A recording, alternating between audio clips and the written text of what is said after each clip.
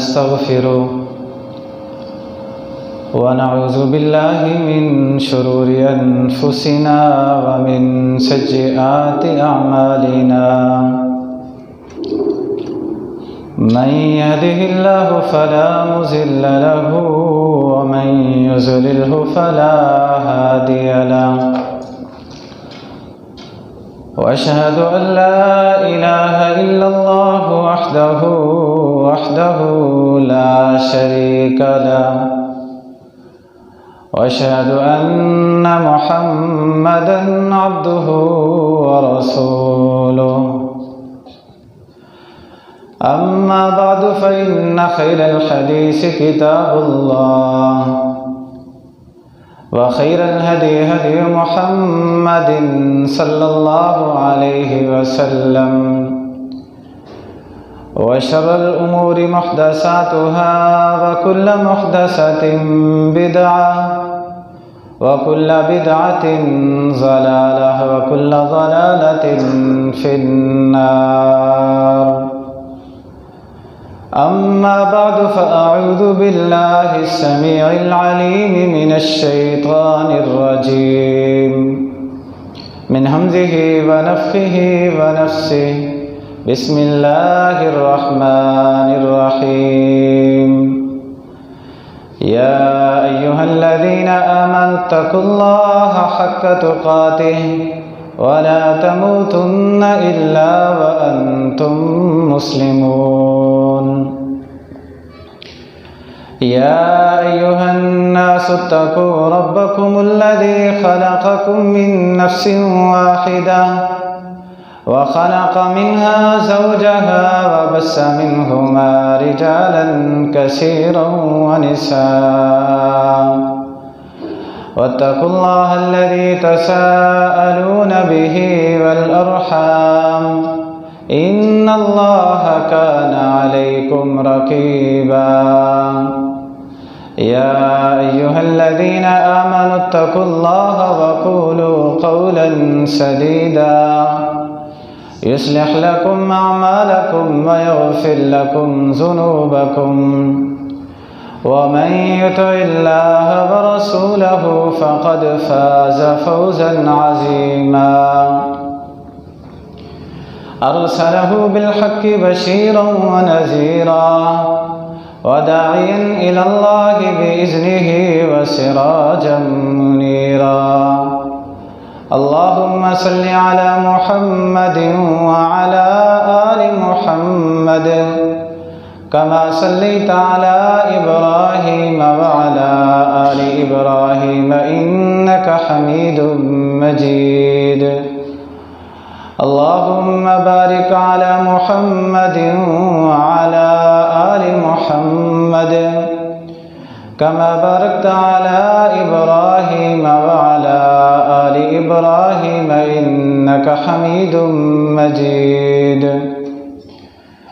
اللهم انفعنا بما علمتنا وعلمنا ما ينفعنا وزدنا علما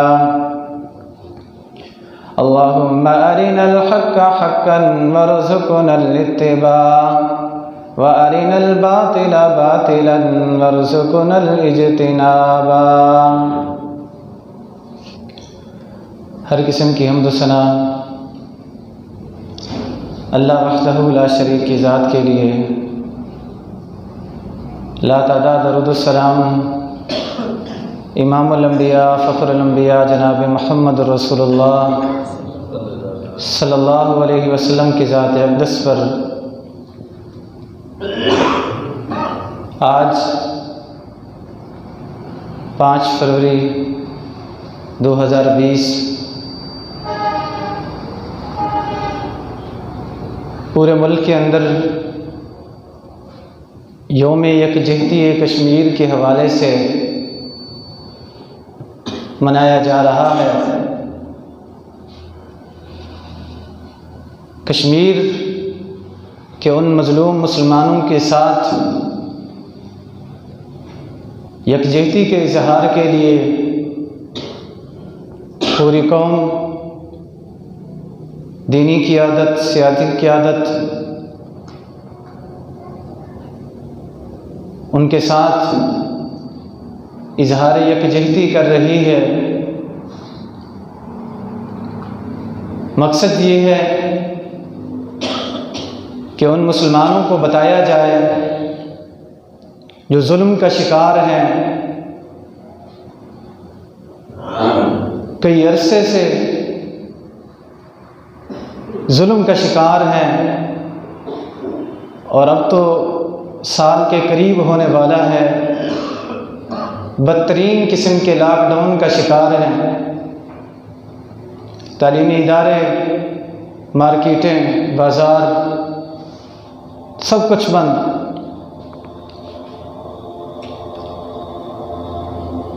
نہ جوان محفوظ ہیں، نہ بچے محفوظ ہیں،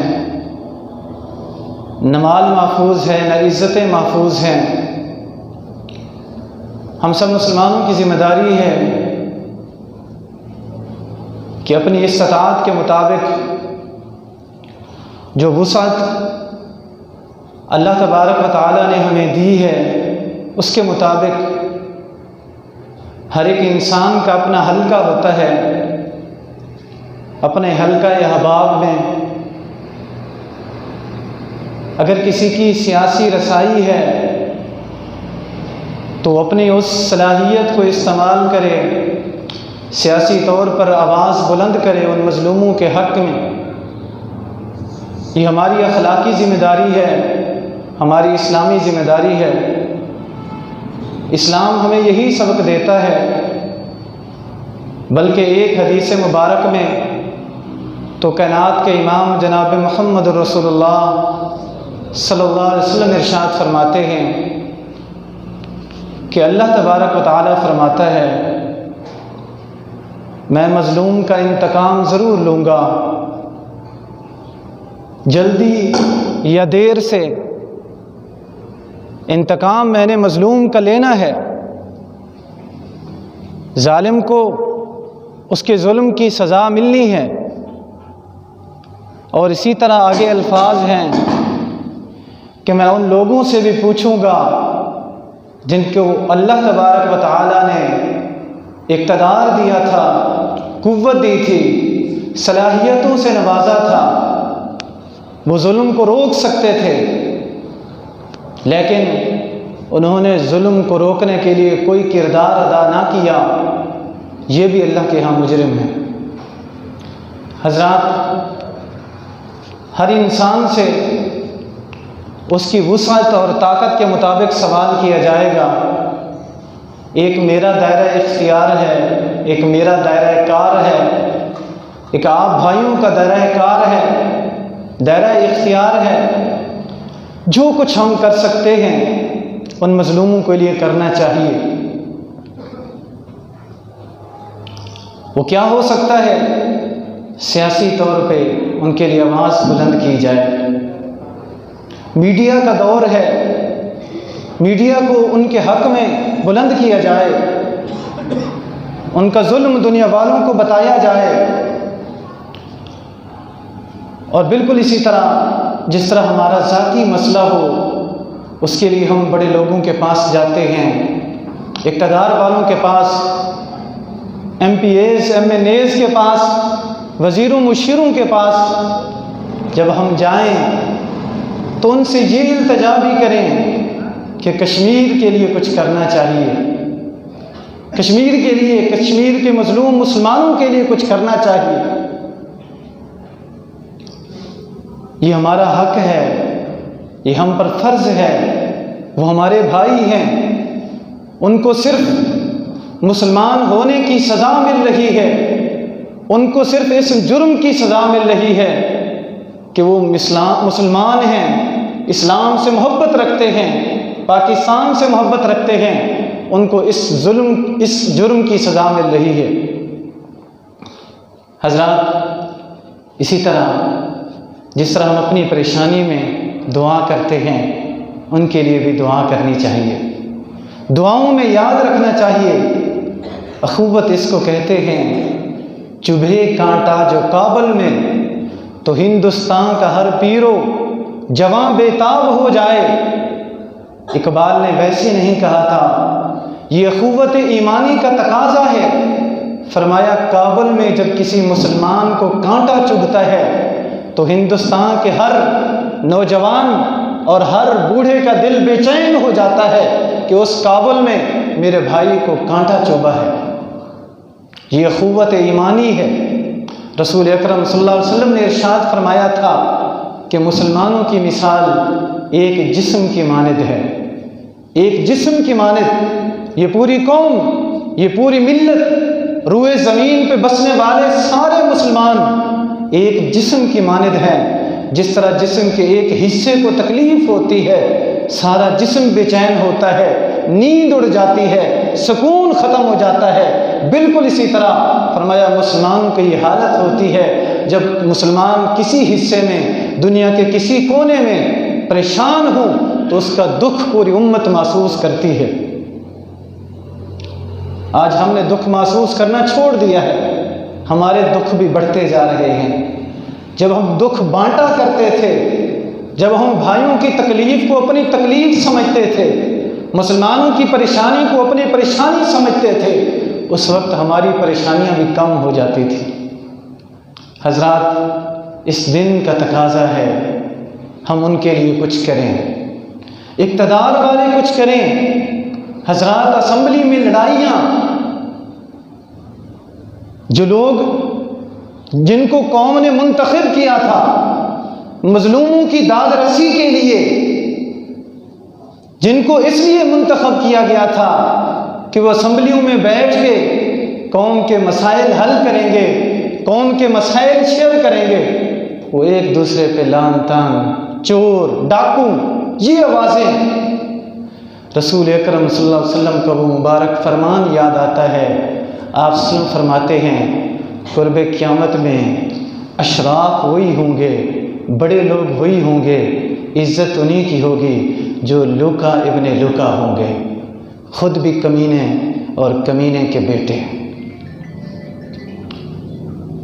خود بھی حیا سے آری اور ان کی جو آباء و اجداد وہ بھی حیا سے آری، خود بھی بے حیا اور بے حیاؤں کے بیٹے وہ اقتدار پہ مسلط ہوں گے، ان کو کسی کی کوئی پرواہ نہیں ہوگی۔ اگر بستیاں اجڑتی ہیں اجڑتی رہیں، عزتیں نیلام ہوتی ہیں ہوتی رہیں، مسلمانوں پہ عرصہ حیات تنگ ہوتا ہے ہوتا رہے، بس ایک دوسرے کی ٹانگیں کھینچنی ہیں، اپنی پارٹی کو سپورٹ کرنا ہے۔ حضرات، یہ بڑی ستم ظریفی ہے جس سے ہم گزر رہے ہیں، کوئی پرواہ نہیں مسلمانوں پہ کیا بیت رہی ہے، ان مجبور اور مقہور لوگوں پہ کیا بیت رہی ہے۔ ان کے بچے ہیں، ان کی عورتیں ہیں، ان کے بوڑھے ہیں، جوان ہیں، ان کو عید کے لیے باہر نکلنے نہیں دیا گیا، جمعہ کی نماز کی اجازت نہیں ہے، ہمیں کوئی پرواہ نہیں۔ حضرات، اب ہمیں آگے بڑھنا ہوگا، صرف سیاسی بیان بازی سے آگے بڑھنا ہوگا، ان کے لیے کچھ کرنا ہوگا۔ حضرات، کر سکتے ہیں، ہم کر سکتے ہیں، بہت کچھ ہو سکتا ہے، لیکن اگر انسان کرنے والا بنے۔ اللہ نے ہمیں بہادر افواج سے نوازا ہے، ہمارے پاس بہادر افواج ہیں، ہمارے پاس ایٹمی ٹیکنالوجی ہے۔ حضرات، کچھ نہ کیجئے، صرف اتنا کیجئے، مصمم ارادہ دنیا پہ واضح کر دیجئے کہ ہم نے یہ ایٹم اب ویسے نہیں رکھا ہوا، ہم چلا دیں گے اس کو۔ حضرات، آپ صرف اتنا کہیے تو صحیح، دنیا والوں پہ یہ واضح ہو جائے گا کہ یہ خطہ، اب اس کا مسئلہ ہمیں حل کرنا ہے، وگرنہ دو ایٹمی طاقتیں آپس میں ٹکرا جائیں گی۔ کچھ کیجئے تو صحیح۔ تم کہتے ہو دنیا والے آئیں، پانی تمہارا بند ہو، سرحدیں تمہاری غیر محفوظ ہوں، LOC پہ جوان تمہارے شہید ہوں، مظلوم گھروں پہ بمباری ہو، معصوم لوگوں پہ وہ تمہارے ہوں، اور پھر تم کہو دنیا آئے، دنیا کا ضمیر جاگے، تمہارا اپنا ضمیر تو پہلے جاگے، دنیا کا بھی جاگ جائے گا۔ ہمارا اپنا ضمیر سویا ہوا ہے، تم سیاسی بیان بازی سے آگے نکلو، ان مظلوموں کے لیے کچھ کرو، اس دن کا تقاضا ہے۔ حضرات، یہ 5 فروری کے حوالے سے ہم مسلمانوں کی ذمہ داری ہے ہم ان کے ساتھ اظہار یکجہتی کریں اور حقیقی کریں، پتہ چلے کہ ہمارا دکھ ایک ہے، جس طرح وہ بے چین ہیں اسی طرح ہم بھی بے چین ہیں، ان کی تکلیف ہماری تکلیف ہے، ان کا دکھ ہمارا دکھ ہے، ان پہ اگر کوئی ظلم کرتا ہے تو وہ ظلم ان پہ نہیں ہمارے اوپر ہے، جو ان کا دشمن ہے وہ در حقیقت ہمارا دشمن ہے، جو ان پہ ظلم اور زیادتیاں کر رہا ہے ہم اس کو اپنا دوست نہیں بنا سکتے، وہ ہمارا بھی دشمن ہے۔ نفرت کا اظہار، سوشل بائیکاٹ، ان کی مصنوعات کا بائیکاٹ، یہ ایمانی تقاضا ہے، ایمانی تقاضا ہے۔ دنیا والوں پہ واضح کیا جائے کہ جب تک یہ ظلم بند نہیں ہوتا ہمارے سفارتی تعلقات ختم ہیں، بارڈر بند کر دیں۔ حضرات یہ ہو سکتا ہے، ہمیں یہ باتیں بڑی عجیب لگتی ہیں لیکن بعض اوقات باتیں بڑی معقول ہوتی ہیں۔ خادم رضوی صاحب نے ایک بات کہی تھی، دنیا والوں نے بڑا اس کا مذاق اڑایا تھا۔ اس نے کہا تھا کہ IMF کے جو قرضے ہیں، حکمرانوں کو کہا تھا کہ تم انکار کر دو، ہم یہ قرضے واپس نہیں کرتے، یہ تمہارے چیلوں نے اور تمہیں خوش کرنے والوں نے، تمہارے اقتدار پہ جن لوگوں کو تم نے بٹھایا ہے، جو تمہارے چہیتے ہیں، انہوں نے قرضے لیے ہیں اور انہوں نے کرپشن کر کے ان کو غبن کیا ہے، لہٰذا ہمارے ملک کی ذمہ داری نہیں ہے، ہم یہ قرضے ادا نہیں کرتے، انکار کر دیں۔ دنیا والوں نے مذاق اڑایا کہ یہ کیسی بات ہے، یہ تو ہو ہی نہیں سکتا، اور یہ مقبول جان نے پھر لکھا کہ یہ ہو سکتا ہے۔ دنیا والوں نے ایسے کیا ہے، انہوں نے 3-4 ملکوں کی مثالیں دی، چھوٹے ملک، کمزور ملک، انہوں نے انکار کر دیا، صاف کہہ دیا IMF کو کہ ہم آپ کے قرضے واپس نہیں کریں گے۔ حضرات یہ وہ کرتے ہیں جو آزاد لوگ ہوتے ہیں، جو اپنے فیصلے خود کرتے ہیں۔ ہمارا تو وزیر خزانہ بھی وہی بناتے ہیں جو ان کے مفادات کا امین ہوتا ہے، جو ان کے مفادات کا خیال رکھتا ہے، وہی وزیر خزانہ بنے گا۔ اسٹیٹ بینک کا چیئرمین وہی بنے گا جو ان کے مفادات کا امین ہوگا۔ قوم چاہے قرضوں کے اندر دھنستی رہے، اس کی کوئی پرواہ نہیں، ان کے مفادات کا جو امین ہوگا وہی ہمارا وزیر خزانہ ہوگا، وہی ہماری اسٹیٹ بینک کا چیئرمین ہوگا۔ حضرات دوسری طرف ہم دیکھتے ہیں آج 22 جمادی الثانی، اسلامی لحاظ سے 22 جمادی الثانی یہ وہ دن ہے جس دن امت کی عظیم محسن، کائنات کے سب سے بڑے مسلمان، رسول اکرم صلی اللہ علیہ وسلم کے سب سے بڑے وفادار، آپ صلی اللہ علیہ وسلم سے سب سے زیادہ محبت کرنے والے جناب صدیق اکبر رضی اللہ تعالیٰ عنہ، ان کا یوم وفات ہے۔ میں سوچتا رہا کشمیریوں کے ساتھ اظہار یکجہتی بھی بڑی اہم ہے، اس بارے میں ضرور گفتگو ہونی چاہیے۔ جو کچھ ہم کر سکتے ہیں، جو ہمارا دائرہ کار ہے، اس کے اندر رہتے ہوئے ہمیں کچھ نہ کچھ تو کرنا چاہیے۔ دوسرا یہ موضوع بھی بڑا اہم ہے کہ جناب صدیق رضی اللہ تعالیٰ عنہ، ان کا آج کے دن یوم وفات ہے۔ امت کا یہ عظیم محسن اور امت کا یہ عظیم مظلوم جب سے ریاست مدینہ بنی ہے، خصوصاً اس محرم الحرام میں بڑا ظلم کیا ہے۔ اسلام والوں کو بڑی تکلیف پہنچتی ہے جب کوئی سب سے بڑے مسلمان کے بارے میں ایسے جملے کہے کہ وہ نعوذ باللہ اسلام سے خارج ہیں، وہ کافر ہیں۔ حضرات یہ ظلم، یہ دکھ ہم نے محرم الحرام کے اندر بھی سہا، اور پچھلے دنوں ایک اور بدبخت نے، ایک اور مرتد نے، ویڈیو موجود ہے، سوشل میڈیا پہ پھیلی ہے، اس بدبخت نے پھر کراچی کی سرزمین پہ جناب صدیق رضی اللہ تعالیٰ عنہ کے ایمان پہ حملہ کیا ہے۔ یہ حملہ صدیق پہ نہیں، یہ 22 کروڑ مسلمانوں پہ ہے۔ صدیق تو چلے گئے، وہ تو باوفا تھے، وہ اللہ کے پاس چلے گئے، جنتوں کے مہمان بن گئے، رسول اکرم صلی اللہ علیہ وسلم کے ساتھ ساری زندگی گزار دی۔ آج بھی وہ روضہ مبارکہ کے اندر موجود ہیں، جنت میں اکٹھے جائیں گے۔ حضرات وہ تو جنتی تھے، جنتی ہیں، جنتی رہیں گے، ایمان والوں کا نور تھے، نور ہیں، نور رہیں گے حضرات۔ لیکن یہ ظالم ایسی باتیں کر کے ایمان والوں کا دکھ دیتے ہیں، سینہ چھلنی ہو جاتا ہے، انسان کی برداشت جواب دے جاتی ہے جب یہ ظالم ایسی بات کرتے ہیں۔ سب سے بڑا مسلمان، سب سے زیادہ جس کی نیکیاں، سب سے پہلے جس نے اسلام قبول کیا، سب سے زیادہ جس نے رسول اللہ صلی اللہ علیہ وسلم کے ساتھ وفا کی، جس نے سب کچھ قربان کر دیا۔ حضرات آج کا دن ہی تھا، رسول اکرم صلی اللہ علیہ وسلم کا یہ عظیم جان اظہار 15 دن ہو گئے ہیں، بخار کی کیفیت ہے، بخار کی کیفیت پوچھتی ہیں۔ سیدہ صدیق کی بیٹی صدیقہ، طاہر کی بیٹی طاہرہ مومنوں کی ماں سے پوچھتے ہیں، اے عائشہ آپ میری اولاد میں سے مجھے سب سے زیادہ پیاری ہو، اور ساتھ کہتے ہیں تم مومنوں کی ماں ہو، تجھے یہ اعزاز ملا ہے۔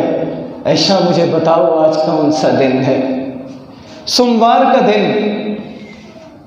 اسی دن کائنات کے امام اللہ کے پاس گئے تھے، ہاں اسی دن کائنات کے امام اللہ کے پاس گئے تھے۔ فرمایا بیٹی میری بھی خواہش ہے میں بھی اسی دن اللہ کے پاس جاؤں، اللہ کے پاس جاؤں۔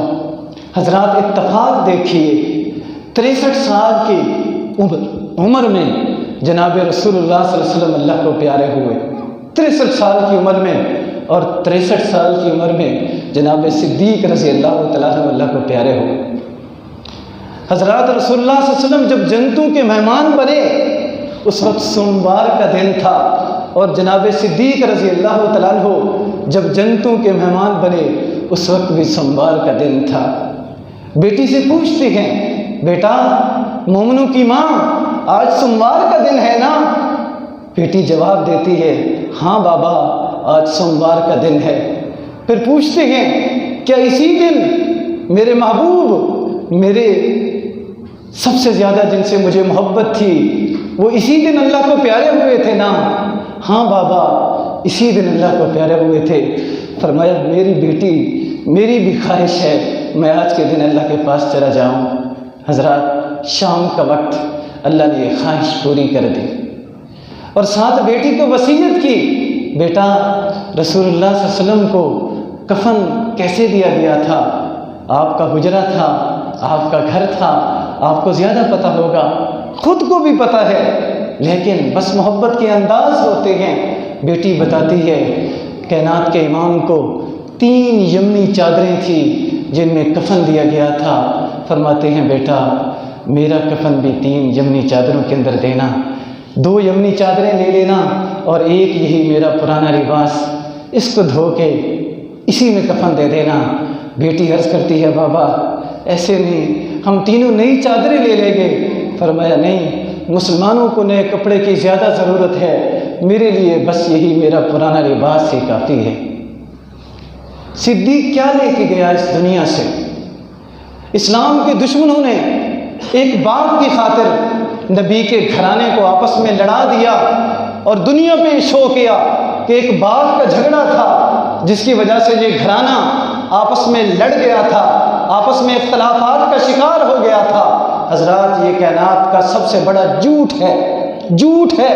نبی کا گھرانہ باغ کی خاطر نہیں لڑ سکتا، وہ تو کئی باغ قربان کر گئے، وہ تو کئی باغ قربان کر گئے۔ وہ باغ جو صدیق نے اپنے پاس نہیں رکھا، صرف یہی ارشاد فرمایا تھا کہ اس میں وہی کچھ کروں گا جو میرے پیغمبر جناب محمد رسول اللہ صلی اللہ علیہ وسلم کرتے تھے۔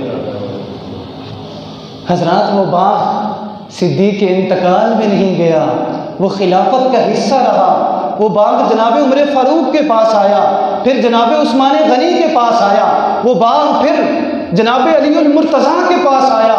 یہی وجہ ہے جب بنو عباس کا پہلا خلیفہ کھڑا ہوا اور ایک ظالم نے کہا کہ مجھے انصاف دیجئے، اس نے پوچھا انصاف کس چیز کا؟ کہا وہ باغ جو صدیق نے لے لیا تھا۔ کہا پھر کس کے پاس گیا تھا؟ فرمایا عمر فاروق کے پاس۔ پھر کس کے پاس گیا تھا؟ جناب عثمان غنی کے پاس۔ پھر کس کے پاس گیا تھا؟ جناب علی المرتضیٰ کے پاس۔ تو پھر انہوں نے اسے اپنے انتقال میں لے لیا تھا، اپنے قبضے میں لے لیا تھا؟ کہا نہیں۔ تو پھر تو صدیق سچا تھا، پھر تو صدیق سچا تھا۔ جب صدیق اللہ کے پاس چلا گیا، عمر فاروق اللہ کے پاس چلا گیا، جناب عثمان غنی رضی اللہ تعالیٰ عنہم یہ سارے اللہ کے پاس چلے گئے، وہ باغ پھر سیدنا علی المرتضیٰ کے پاس آ گیا۔ انہوں نے بھی اس کو اسی طرح رکھا جس طرح جناب صدیق نے رکھا تھا، جس طرح جناب رسول اللہ نے رکھا تھا، جس طرح جناب عمر فاروق نے رکھا تھا، جس طرح جناب عثمان غنی نے رکھا تھا۔ لڑا دیا ایک باغ کی خاطر۔ یہ بڑا ظلم ہے، یہ بڑا ظلم ہے۔ حضرات صدیق رضی اللہ تعالیٰ عنہ پوچھتے ہیں میرا حساب کرو، میرا حساب کرو، لگتا ہے میں اللہ کے پاس جانے والا ہوں، حساب کرو۔ جب میں نے خلافت سنبھالی تھی میرا مال کتنا تھا، اب جب میں اللہ کے پاس جا رہا ہوں مال کتنا ہے؟ پتہ چلتا ہے ایک غلام ہے جو گھر کا کام کرتا ہے، صرف ایک اونٹ ہے جس پہ پانی بھر کے لاتے ہیں، اور ایک کمبل ہے جو اوڑھ کے سوتے ہیں، کچھ نہیں، باقی کچھ نہیں۔ وصیت کر کے جاتے ہیں کہ میری بیٹی جب میں اللہ کو پیارا ہو جاؤں یہ سامان بھی جناب عمر فاروق کے حوالے کر دینا، میں اللہ کے پاس خالی ہاتھ جانا چاہتا ہوں۔ حضرات اس سے بڑا باوفا آپ کو دنیا میں کون ملے گا؟ سب سے پہلے اسلام قبول کرنے والا، سب سے زیادہ اسلام کی دعوت پھیلانے والا، حضرات جن کی دعوت پہ جناب عثمان غنی مسلمان ہوئے، جن کی دعوت پہ جناب طلحہ بن عبید اللہ عشرہ مبشرہ میں سے ہیں وہ مسلمان ہوئے، جن کی دعوت پہ جناب عبد الرحمن بن عوف مسلمان ہوئے، جن کی دعوت پہ جناب سعد بن ابی وقاص رضی اللہ تعالیٰ عنہ مسلمان ہوئے، جن کی دعوت پہ جناب زبیر بن عوام رضی اللہ تعالیٰ عنہ مسلمان ہوئے۔ عشرہ مبشرہ میں سے 6 صحابی وہ ہیں جو جناب صدیق رضی اللہ تعالیٰ عنہ کی دعوت پہ مسلمان ہوئے۔ باوفا صدیق جن کے بارے میں رسول اللہ صلی اللہ علیہ وسلم نے فرمایا تھا لوگوں میں اس دنیا سے جا رہا ہوں سب کے احسانات کا بدلہ چکا کے جا رہا ہوں، صرف صدیق ہے جس کے احسان کا بدلہ میں نہیں چکا سکتا، میرا رب ہی ان کے احسانات کا بدلہ چکائے گا۔ آج ان کے اسلام پہ شک، اب ان پہ کفر کے فتوے، آج ان پہ لعنتیں۔ حضرات یہ بدنصیبی ہے، یہ بدنصیبی ہے۔ حضرات رسول اکرم صلی اللہ علیہ وسلم کا فرمان ہے، سیدنا ابو سعید خدری رضی اللہ تعالیٰ عنہ بیان فرماتے ہیں جب جنتی جنت کے اندر چلے جائیں گے اللہ تبارک و تعالیٰ پوچھیں گے یا اہل الجنہ، اے جنت والو، هل رضیتم، کیا تم راضی ہو گئے ہو، راضی ہو گئے ہو؟ جنتی جواب دیں گے وما لنا لا نرضى، اے ہمارے رب ہم کیسے راضی نہ ہوں، تو نے سب کچھ ہمیں عطا کر دیا، سب کچھ عطا کر دیا، جو ہماری خواہش تھی، اچھا گھر، انبیاء کی رفاقت، نیک اور صالح لوگوں کی رفاقت، جو کچھ ہم نے چاہا تو نے دے دیا، اب ہم راضی نہ ہوں تو پھر کیسے ہوں گے؟ فرمایا نہیں، ایک اور چیز بھی ہے جو ان سب سے زیادہ قیمتی ہے، سب سے زیادہ قیمتی جو کچھ تمہیں ملا ہے اس سب سے زیادہ قیمتی ایک چیز رہتی ہے، وہ چیز کیا ہے؟ بخاری شریف کی حدیث، فرمایا احل علیکم رضوانی فلا اسخط علیکم ابدا، آج میں اعلان کرتا ہوں اے جنت والو میں تم تمام سے راضی ہو چکا ہوں، آج کے بعد تم میں سے کسی سے ناراض نہیں ہوں گا۔ اللہ کی رضا، اللہ کی رضا تمہیں مل گئی ہے، ہمیشہ کے لیے مل گئی ہے، اب ہمیشہ میں تم پہ راضی رہوں گا، کبھی ناراض نہیں ہوگا۔ حضرات یہ چیز جنت والوں کو سب سے آخر میں ملے گی، اور صحابہ کرام کو یہ چیز دنیا کے اندر مل چکی ہے۔ رضی اللہ عنہم ورضوا عنہ، رضی اللہ عنہم ورضوا عنہ، قرآن کی گواہی، ایمان والوں کی گواہی، پوری دنیا کے مومنین کی گواہی، رضی اللہ عنہم ورضوا عنہ، وہ اللہ سے راضی ہو چکا ہے اور اللہ ان سے راضی ہو چکا ہے۔ یہ چیز جنت والوں کو سب سے آخر میں ملے گی، اور اصحاب رسول کو صلی اللہ علیہ وسلم یہ چیز دنیا کے اندر مل چکی ہے۔ حضرات، ان کے ساتھ محبت ہمارا ایمان ہے، وہ ہمارے نبی کے سسر ہیں، وہ اسلام کے لیے سب کچھ لٹانے والے ہیں، ان کے ساتھ محبت ہمارے ایمان کا حصہ ہے۔ ہر مومن جناب صدیق رضی اللہ تعالیٰ عنہ سے ضرور محبت کرے گا۔ سب سے پہلا مومن اور سب سے پہلے جنت کے اندر جانے والا رسول اللہ صلی اللہ علیہ وسلم فرماتے ہیں، اے صدیق، سب سے پہلے جو شخص میری امت میں سے جنت کے اندر جائے گا وہ آپ ہیں۔ اس سے بڑھ کر اور مقام کیا ہو سکتا ہے؟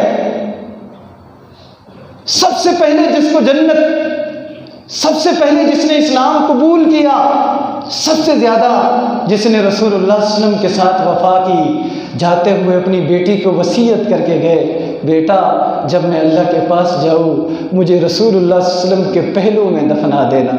ساری زندگی نبی کے ساتھ گزاری ہے، حتیٰ کہ سال بھی اتنے گزارے جتنے نبی نے گزارے۔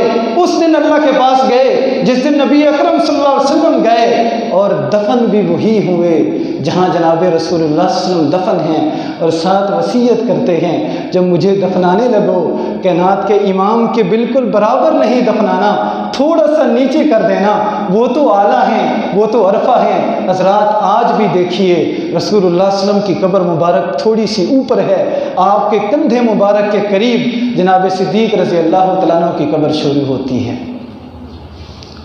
یہ اعزاز جناب صدیق رضی اللہ تعالیٰ عنہ کو ملا ہے۔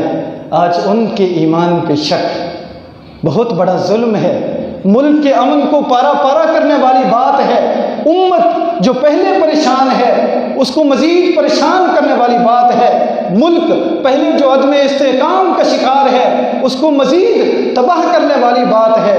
حضرات، یہ باتیں ایمان والوں کو زیب نہیں دیتی کہ وہ جناب صدیق کے ایمان میں شک کریں۔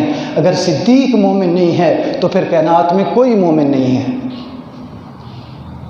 جناب امام ابن تیمیہ رحمہ اللہ کی یہ بات ہمیں بڑی دھیان سے سننی چاہیے۔ وہ فرماتے ہیں، لوگوں، آج روئے زمین پہ پوری امت میں جو خیر ہے اور قیامت تک جو خیر باقی رہے گی وہ خیر کیا ہے؟ فرمایا ایمان ہے، اسلام ہے، سچ ہے، حیا ہے، نماز ہے، زکوٰۃ ہے، روزہ ہے، حج ہے۔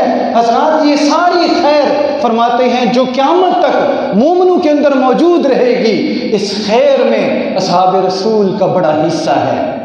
انہوں نے یہ خیر ہم تک پہنچائی ہے۔ اگر وہ ہم تک قرآن نہ پہنچاتے تو قرآن نہ پہنچتا، نماز نہ پہنچاتے تو نماز نہ پہنچتی۔ حضرات، انہوں نے ہمیں بتایا ہمارے رسول کی نماز کیسی تھی صلی اللہ علیہ وسلم، انہوں نے ہمیں بتایا ہمارے نبی کا روزہ کیسے ہوتا تھا صلی اللہ علیہ وسلم، انہوں نے ہمیں بتایا ہمارے نبی کی چال کیسے ہوتی تھی صلی اللہ علیہ وسلم، انہوں نے امت کو بتایا ہمارے نبی کا لباس کیسے ہوتا تھا۔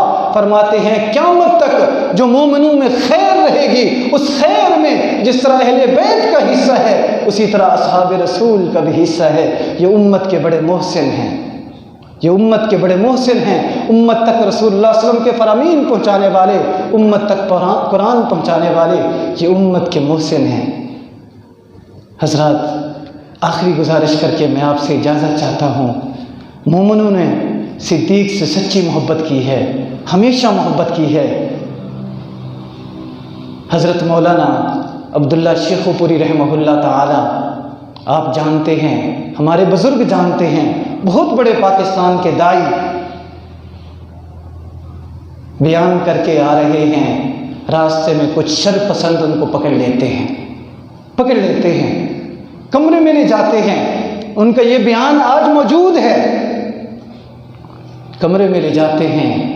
حضرات، ان کا اپنا بیان کہ میرے سینے پہ پسٹل رکھ دیا جاتا ہے، گردن پہ خنجر رکھ دیا جاتا ہے، اور ایگل کا ریڈ پین ہاتھ میں پکڑایا جاتا ہے اور کاغذ سامنے دیا جاتا ہے، بڑے تم اصحاب رسول کی شانیں بیان کرتے ہو، آج اگر جان عزیز ہے تو اس ریڈ پین کے ساتھ اس کاغذ پہ لکھ دو کہ صدیق پہ لعنت اور عمر فاروق پہ لعنت، نعوذ باللہ من ذالک، لکھو وگرنہ جان سے مار دیں گے۔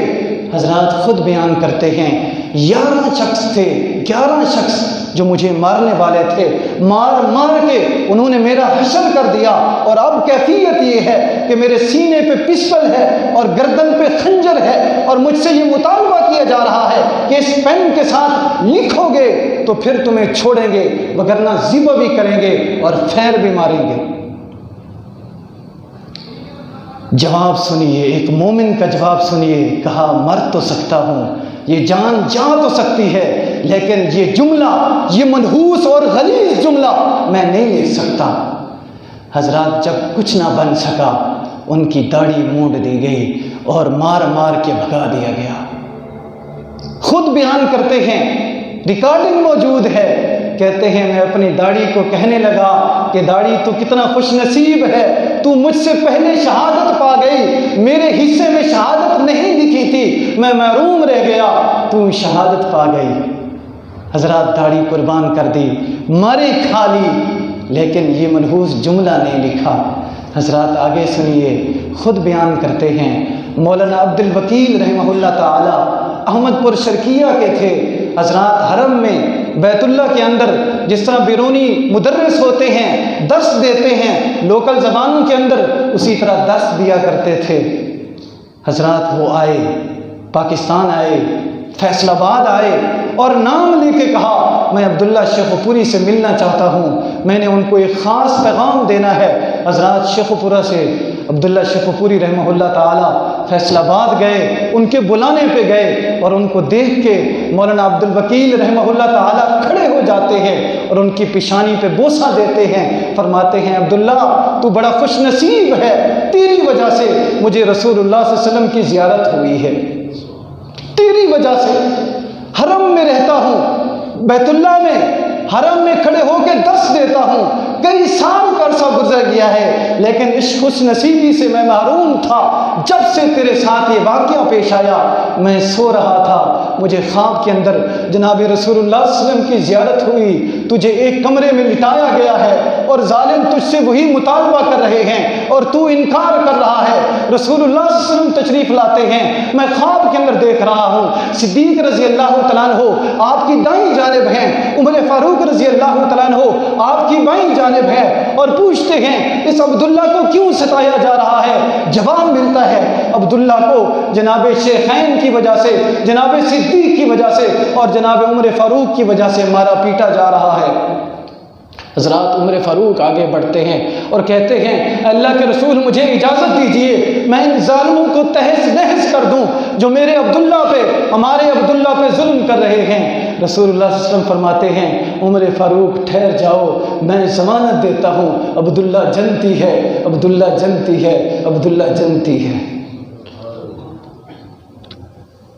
حضرات یہ تاریخ کا حصہ ہے، بیان ریکارڈ پہ موجود ہے، ہمارے اسلاف نے تکلیفیں سہی ہیں۔ حضرات ان کے سینے پہ پسٹل بھی ہوتا تھا، پھر بھی وہ اصحاب رسول کے ساتھ وفا کرتے تھے۔ حضرات یہ ہمارے ایمان کا حصہ ہے، صدیق کا دفاع کرنا، جناب عمر فاروق کا دفاع کرنا، اسی میں ہماری خیر ہے، یہی مومنوں کی نشانی ہے، یہی ایمان والوں کی نشانی ہے۔ اللہ تبارک و تعالی ہمیں توفیق دے ہم جناب صدیق رضی اللہ تعالیٰ عنہ کی ناموس کا دفاع کر سکیں۔ اللہ ان کو ہدایت دے جو ان کی ذات پہ حملے کرتے ہیں، اگر وہ ہدایت کے قابل نہیں تو ان کو عبرت کا نشان بنا دے۔ اقول قولی ھذا واستغفر لی ولکم ولسائر المسلمین والمسلمات۔